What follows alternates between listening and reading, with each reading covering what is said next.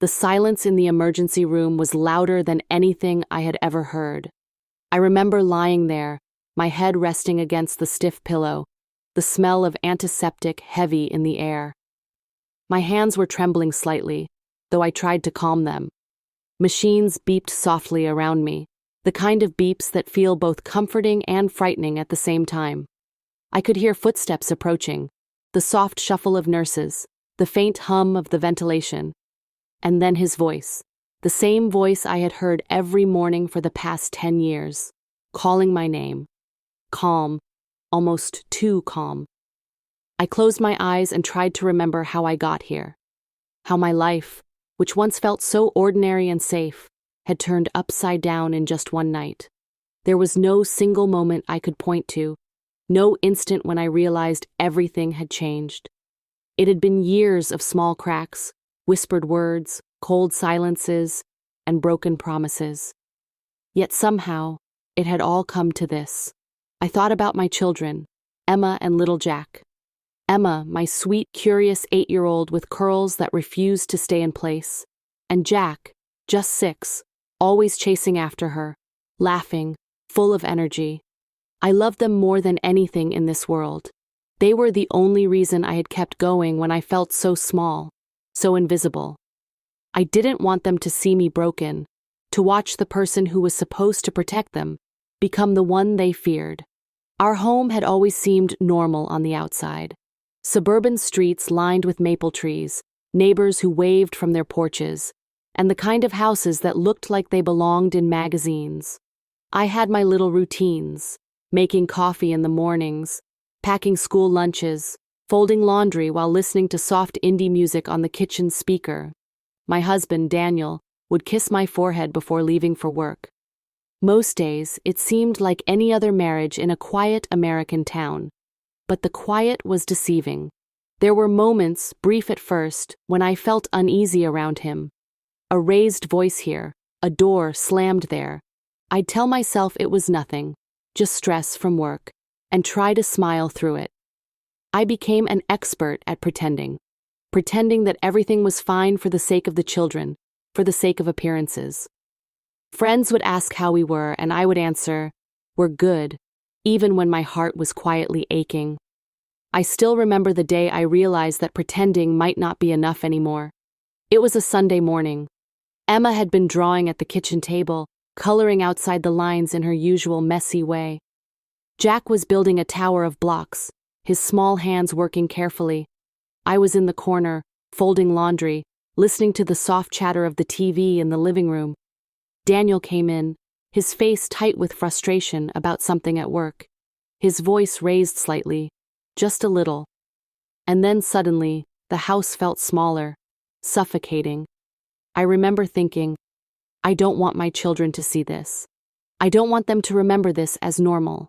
I took a deep breath and walked out of the kitchen, telling myself I needed to calm him down, to save the peace. That was the moment I realized I was no longer safe in my own home. It was hard to admit that I had stayed for so long. Love, I told myself. Love and memories. 10 years of shared life, vacations, birthdays, and quiet nights on the couch. But love doesn't hurt like that. Love doesn't make you shrink in your own house. And yet, leaving seemed impossible. How do you explain to children that the person they know as dad isn't who you thought he was? How do you pack up a decade of life and throw it away? I didn't know how long I had been living in fear before that night. It had become normal to flinch at sharp tones, to avoid certain topics, to keep my voice low. Emma would come running into my room sometimes, hugging me tightly, and I would force a smile, hiding the tension in my body. "Everything's okay, honey," I would whisper.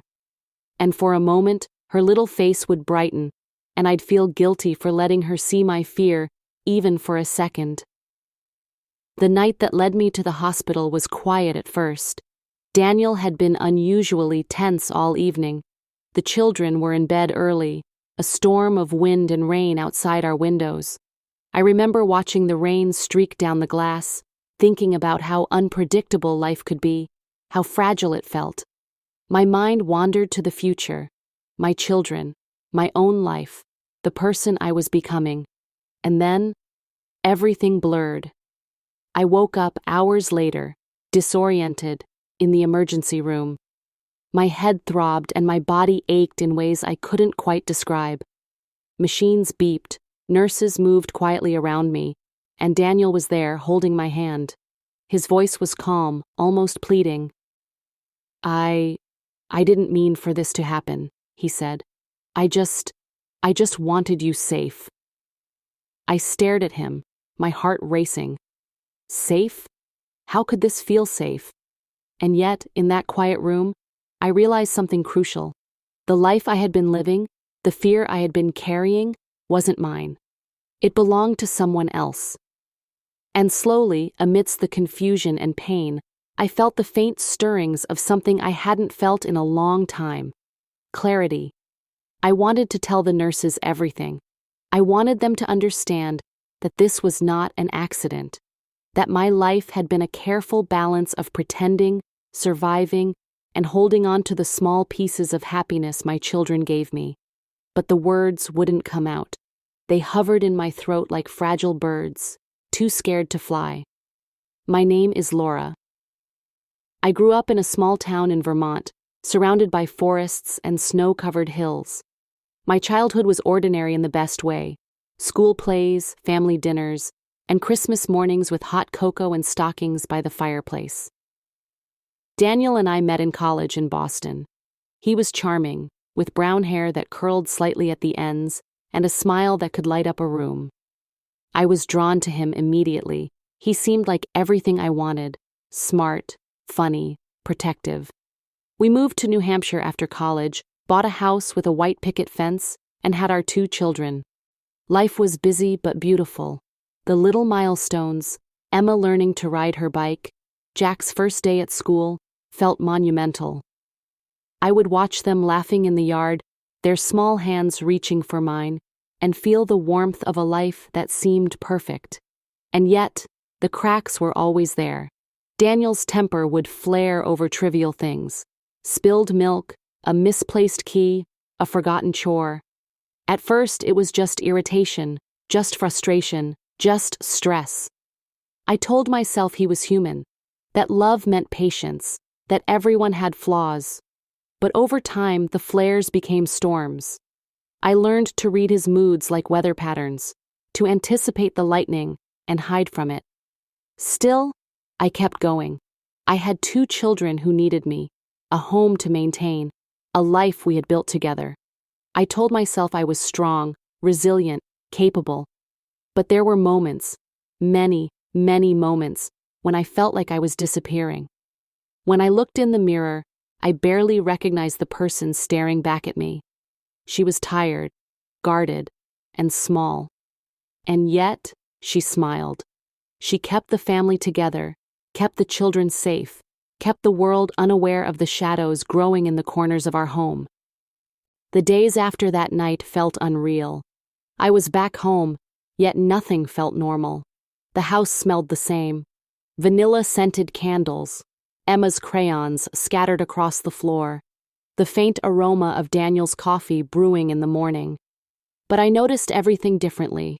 Every shadow, every sharp tone, every silence carried weight.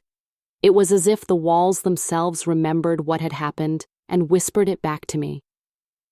Daniel tried to act normal, the way he always did after arguments, after tense moments. He smiled, helped with breakfast, kissed the children goodnight. But I couldn't shake the feeling that something had shifted. His eyes avoided mine, and yet he watched me closely, as if waiting for me to react in a way that would make him feel safe again. I could see the tension behind the calmness. Emma was oblivious to most of it. She laughed and sang while coloring, completely immersed in her small world. Jack ran around the house in his superhero pajamas, pretending to save everyone from imaginary villains. I wanted to join them, to feel joy the way they did, but my own heart was heavy. I had learned to carry my fear quietly, to smile through it, to hide the hurt behind a calm face. One afternoon, Daniel asked me to help him in the garage. "We need to fix the fence before the rain," he said casually, as if nothing had happened. I followed, heart pounding slightly, because even the simplest request from him now carried a layer of unease. I noticed the way he stood, how he avoided looking directly at me, the subtle tightness in his jaw. It made my chest ache. As we worked, he tried to make small talk. Emma's birthday is coming up, he said. Have you thought about what kind of cake she wants? I nodded, pretending to be engaged. Chocolate and vanilla swirl, I said, even though my mind was elsewhere, replaying the hospital room over and over. I felt guilty for the distraction, guilty for my own fear, and yet I also felt a strange clarity.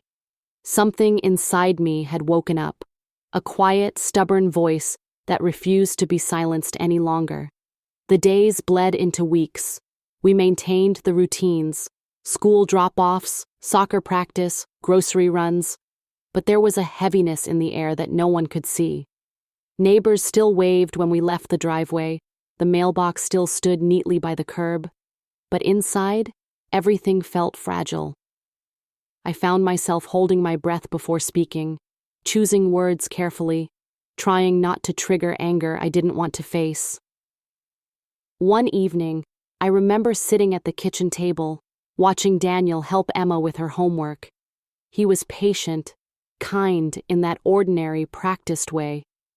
I wanted to believe that the man I fell in love with was still there somewhere. But I couldn't ignore the memories that lingered, the quiet moments when I flinched, when my chest tightened for no reason. I realized that forgiveness wasn't about forgetting. It was about understanding, about choosing to see the person fully and deciding how to move forward. It was during these small, quiet moments that I began to notice myself again. I started walking more, taking short trips to the park with the children, breathing in the crisp air of our small town in New Hampshire. I let myself laugh quietly when Emma tripped over her shoelaces or when Jack's cape got caught on the swing. I remembered the simple joy of sunlight on my face, of wind in my hair, of holding my children's hands and feeling their warmth. And yet, the tension with Daniel remained. It was subtle. A word said too sharply, a glance that lingered too long, a silence that felt heavier than words. I realized that the problem wasn't sudden or dramatic. It was built into the everyday fabric of our lives. It was in the way we argued over trivial things, in the way emotions were bottled up until they erupted quietly, in the way I had learned to shrink myself to maintain peace. I began keeping a journal, writing down my thoughts and feelings when no one was around. It became my sanctuary. I wrote about the children, about small victories, about the quiet moments that made life beautiful. I wrote about my fears and frustrations, my regrets and hopes. Writing helped me see patterns, helped me understand the ways I had compromised my own happiness. And slowly, it helped me regain a sense of agency over my life. One Saturday morning, Daniel and I had an argument, a minor one really, over the breakfast dishes. Emma and Jack were playing quietly nearby. He raised his voice slightly, and I felt my chest tighten, my palms start to sweat.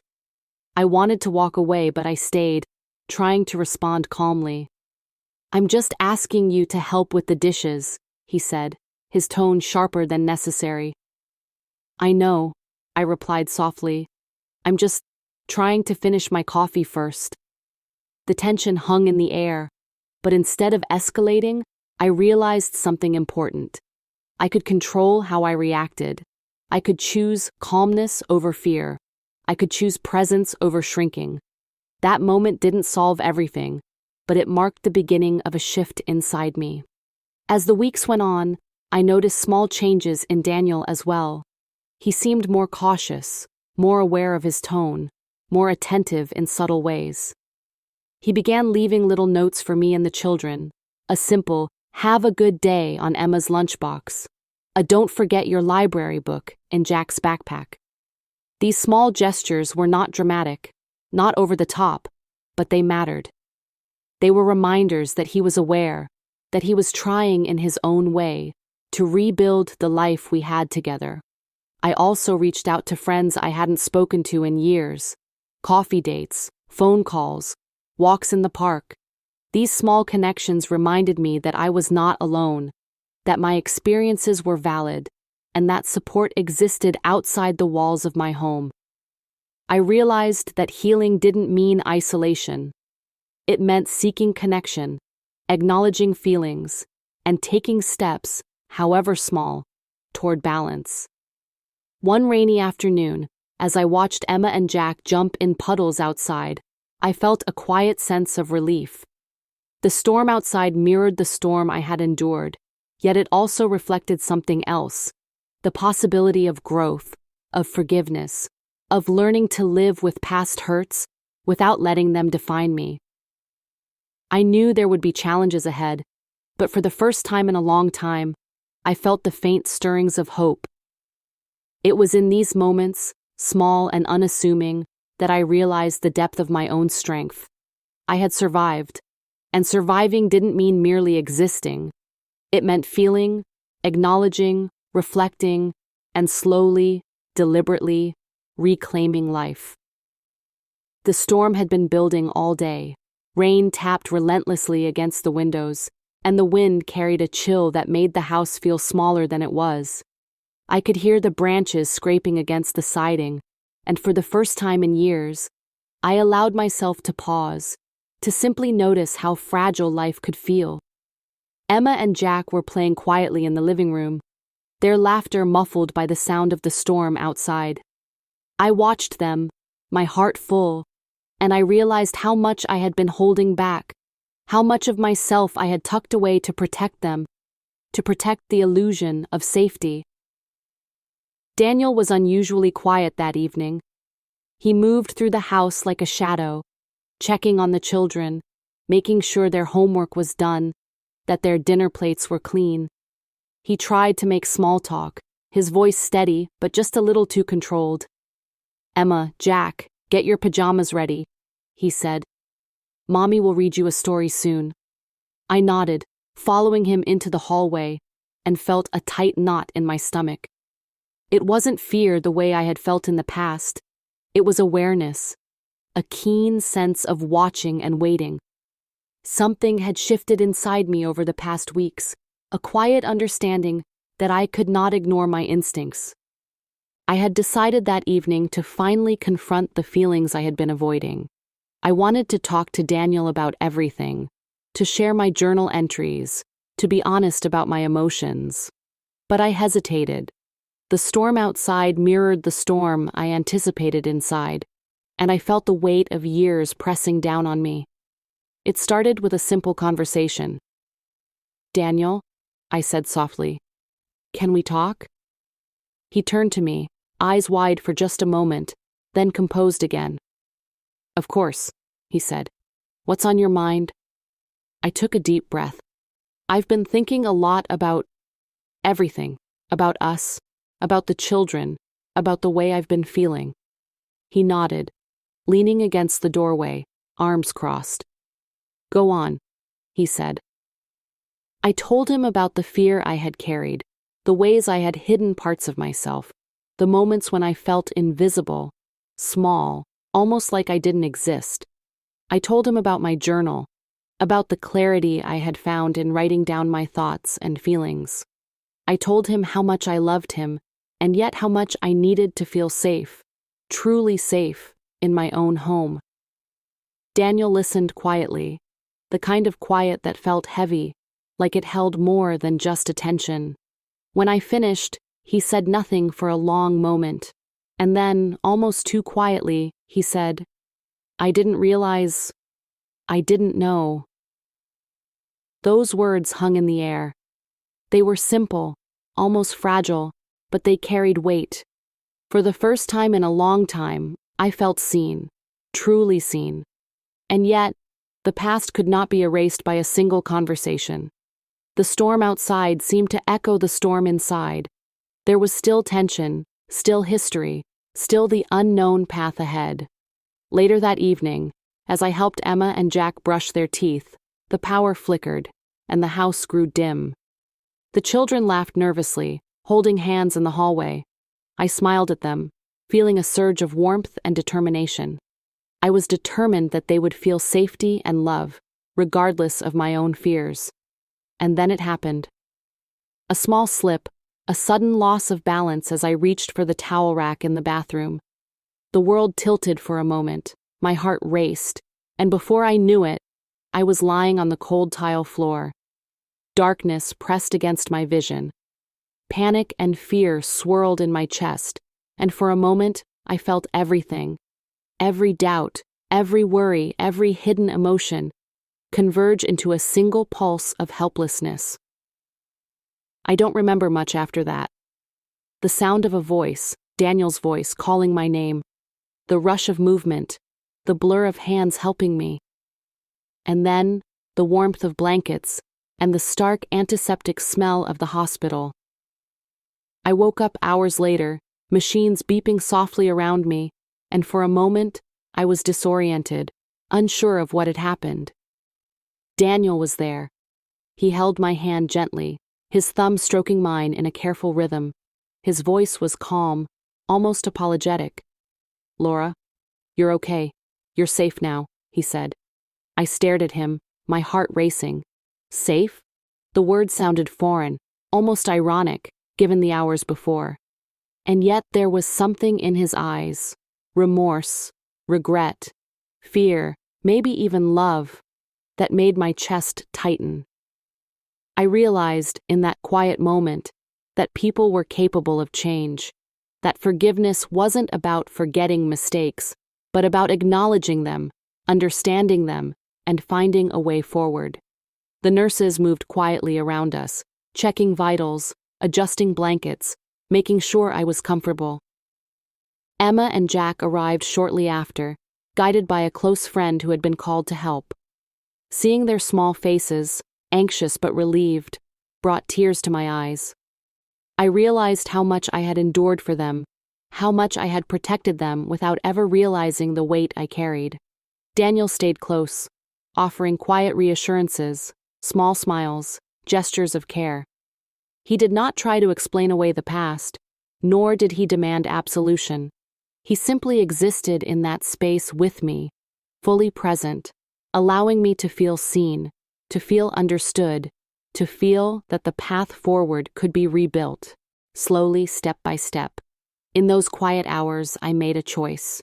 I chose to forgive, not because it was easy, but because I understood the depth of my own heart. I understood that holding on to bitterness would not heal me or the family I loved. Forgiveness was not about excusing past mistakes. It was about reclaiming peace, about allowing love and understanding to guide the next chapter. Over the next few days in the hospital, I reflected on my life, the years of small compromises, the moments of quiet despair, the love I still held for Daniel and the children. I realized that life was fragile, unpredictable, and full of opportunities to grow. The accident, the hospital, the storm, it all became a turning point, a moment that crystallized my understanding of strength, resilience, and compassion. I began to see Daniel differently. I saw the ways he struggled with his own emotions, the efforts he made to change, the sincerity in his gestures of care. I did not forget the past, but I allowed myself to acknowledge the present. I allowed myself to hope. By the time we returned home, life was not perfect. Nothing ever truly is. But it felt renewed. Conversations were calmer, laughter more genuine, hugs longer and more meaningful. I found myself smiling more, breathing more freely, engaging fully with my children's joys and challenges. And Daniel, in his quiet, imperfect way, was learning as well. We were learning together step by step to rebuild what had been fragile, to create a space where safety, trust, and love could coexist. That night, as I tucked Emma into bed, she whispered, "Mom, I love you so much." "I love you too, sweetheart," I replied, holding her hand and feeling the warmth of our bond. And when Jack fell asleep beside me, his small chest rising and falling, I realized that life, even after fear and uncertainty, could still be beautiful. It could still hold moments of clarity, of connection, of forgiveness. It was possible to heal, to move forward, to find peace within oneself and within a family, even after the storm had passed. Returning home after the hospital felt like stepping into a world that was both familiar and unfamiliar. The house looked the same, the maple tree in the front yard, the small garden Emma loved to water, the living room couch where we all gathered for movies, yet everything felt different. I noticed small things I hadn't before: the way sunlight streamed through the windows in the morning, the subtle patterns of dust dancing in the air, the quiet rhythm of a house breathing after a storm. Daniel and I moved slowly at first. There was a fragile layer of understanding that needed to be nurtured, a quiet acknowledgement of what had happened without forcing words that weren't ready to be spoken.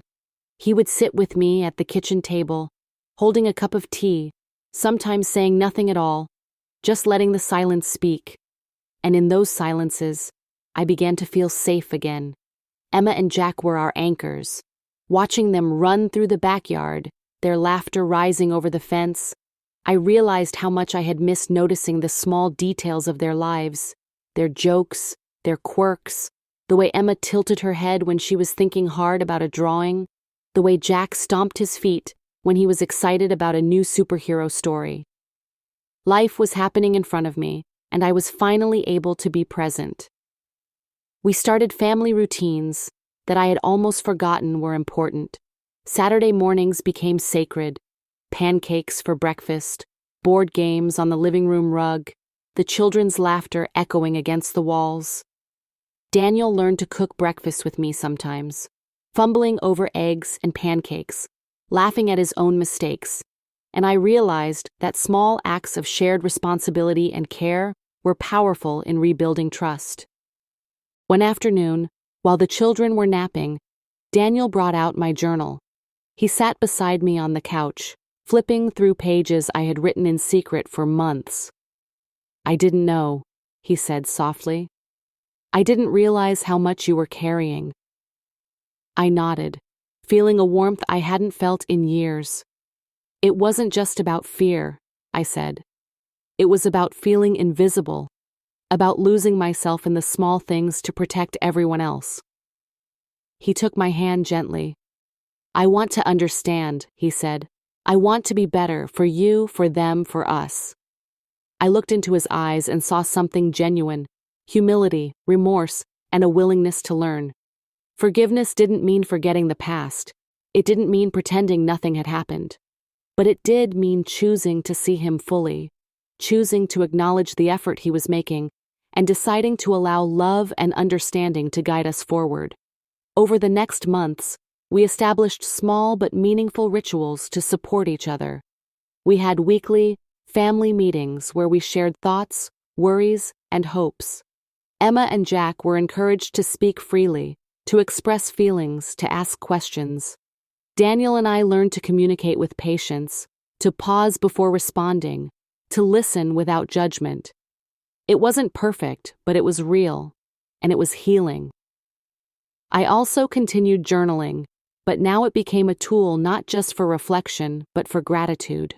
I wrote about moments of connection with Daniel, playful afternoons with the children, walks in the park, small victories in conversations. I realized that healing required attention to the present, to the small gestures that built trust and intimacy. One rainy morning, similar to the night of my accident, I stood at the window, watching Emma splash in puddles with her little pink rain boots, Jack wearing his red cape, pretending to be a superhero saving the world. Daniel stood beside me, holding a cup of coffee, his hand brushing mine lightly. I felt a sense of calm that I hadn't experienced in a long time. "I'm proud of you," he said softly, almost a whisper. "You've carried so much, and you've found a way to keep loving." I smiled, feeling tears welling in my eyes. "We're learning," I replied. "Together." We began to take small trips as a family again. A weekend drive through the countryside, stopping at a local bakery for fresh bread, visiting the library to let the children pick out new books. These trips, though ordinary, became sacred spaces where laughter returned naturally, where conversation flowed without fear, where connection felt effortless. Daniel showed his care in subtle ways that mattered deeply. A hand on my shoulder when I seemed tired, a note on the bathroom mirror reminding me to take time for myself, a quiet compliment when I least expected it. These gestures weren't dramatic or flashy, but they were consistent, and consistency built trust in a way grand declarations never could. I learned that forgiveness was not linear. Some days, I felt completely at peace. Other days, shadows of doubt or fear would creep back. On those days, I leaned on journaling, on conversations with friends, on quiet walks through the neighborhood. I reminded myself that healing wasn't about perfection. It was about resilience, about choosing to move forward with intention and care. One evening, as we all sat together for dinner, Emma drawing a new picture of our family at the table, Jack narrating his latest superhero adventure, Daniel and I sharing a quiet glance, I realized something profound. The family I had feared I might lose had not only survived, it had begun to thrive. Our bonds were not unbroken, but they were honest, open, and alive. And I also began to recognize changes within myself. I was no longer shrinking to accommodate fear or silence. I spoke openly, asserted boundaries, and allowed myself moments of joy without guilt. I discovered a quiet strength in vulnerability, in being honest about my emotions, in seeking connection, in choosing forgiveness, even when it was difficult.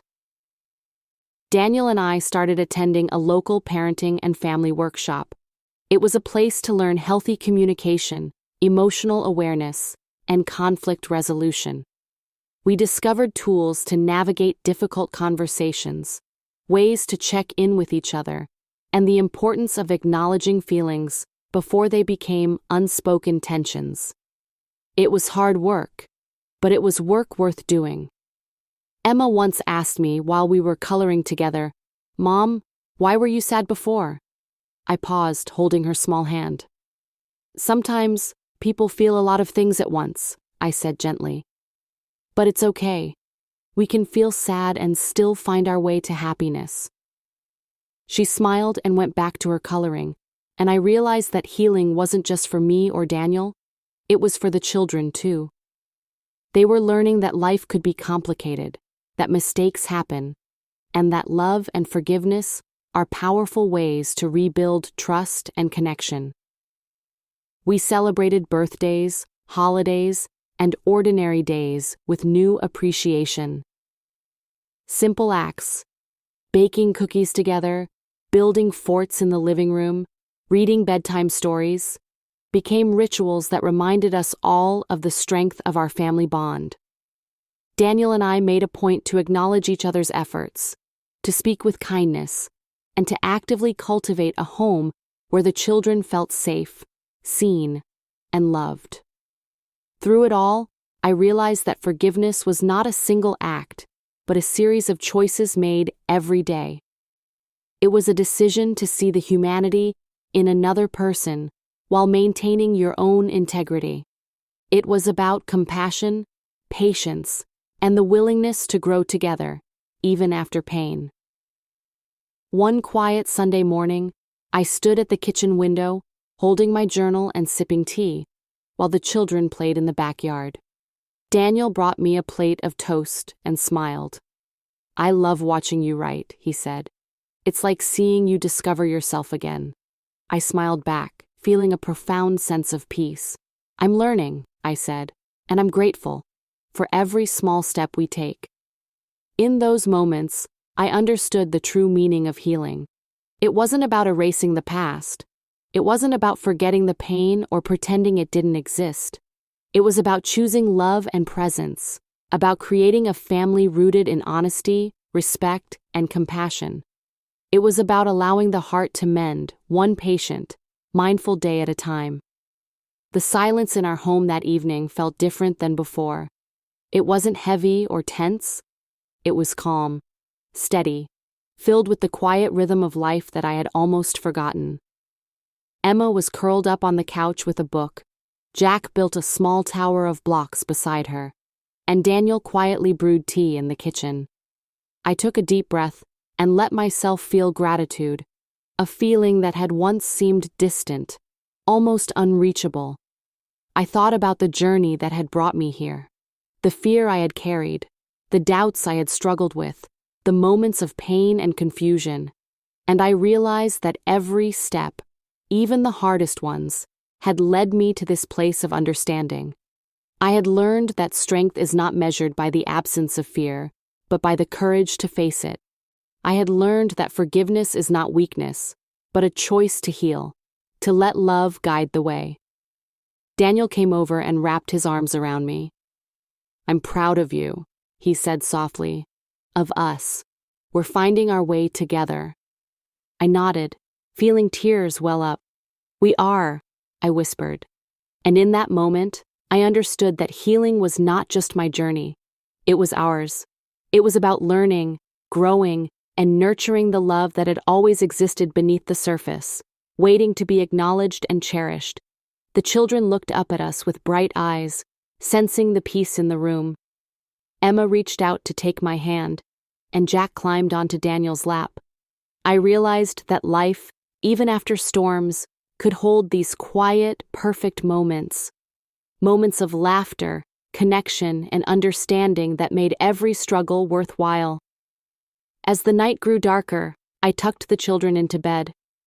Emma hugged me tightly. "Mom, I love you," she whispered. "I love you too, sweetheart," I said, holding her hand and feeling the warmth of our bond. Jack leaned in. "Mom, can we read a story?" I smiled. "Of course, my loves." Sitting there together, reading a story and feeling their small bodies close to mine, I understood something simple, yet profound. Life is fragile. Life is unpredictable. And yet, it is also beautiful, filled with moments of love and connection that remind us of what truly matters. Forgiveness doesn't erase the past, but it allows the heart to move forward. Healing doesn't happen overnight, but it is always possible when you choose patience, empathy, and love. That night, as I turned off the lights and watched Daniel walk down the hallway to his room, I whispered a quiet promise to myself. I will honor my own strength. I will cherish my family. I will live fully, with compassion and courage, every day. And for the first time in a long time, I felt whole.